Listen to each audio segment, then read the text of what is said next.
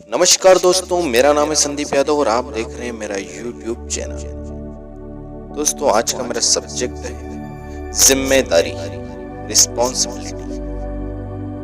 चरित्रवान लोग जिम्मेदारियों को कबूल करते हैं, वे फैसले लेते हैं और अपनी तकदीर खुद संभालते हैं। जिम्मेदारी कबूल करने पर खतरा उठाना पड़ता है, जवाबदेह होने कई बार इससे दिक्कत महसूस होती है।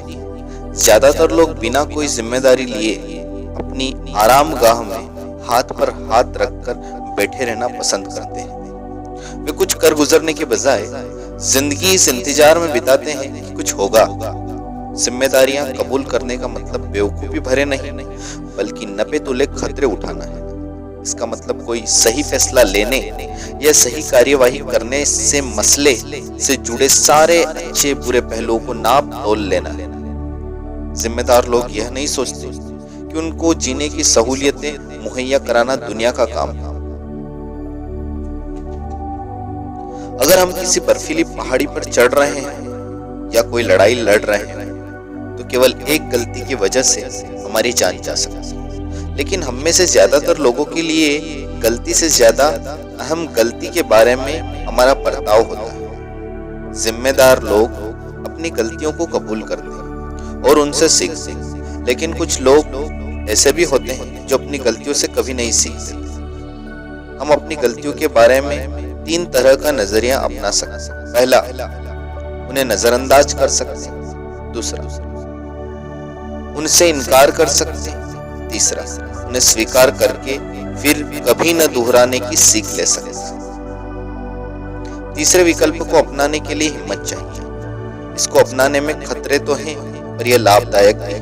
इसके बजाय अगर हम अपनी गलतियों की पैरवी शुरू कर देते हैं, तो दरअसल हम उन पर काबू पाने के बजाय उन्हें अपने जीवन का केंद्र बिंदु बना लेते हैं। जब हालात बिगड़ जाते हैं, तो नकारात्मक लोग एक दूसरे पर इल्जाम लगाने लगते हैं। एक कंपनी का प्रेसिडेंट रिटायर हो रहा था। विदाई की पार्टी के बाद उसने कंपनी के नए प्रेसिडेंट को 2 लिफाफे देते हुए कहा, अगर तुम्हारे सामने कोई ऐसी समस्या आ जाए जिसे तुम खुद हल न कर पाओ, तो पहला लिफाफा खोल लेना। इसी तरह की समस्या फिर आने पर दूसरा लिफाफा भी खोल लेना। कुछ साल बीत गए।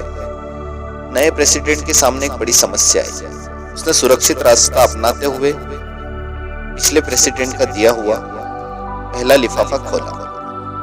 उसमें लिखा था, सारा दोष पिछले वाले प्रेसिडेंट पर डाल दो।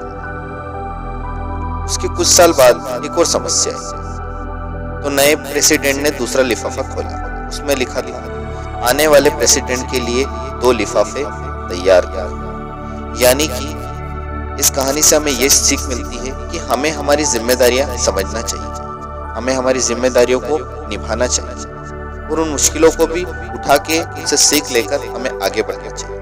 धन्यवाद दोस्तों।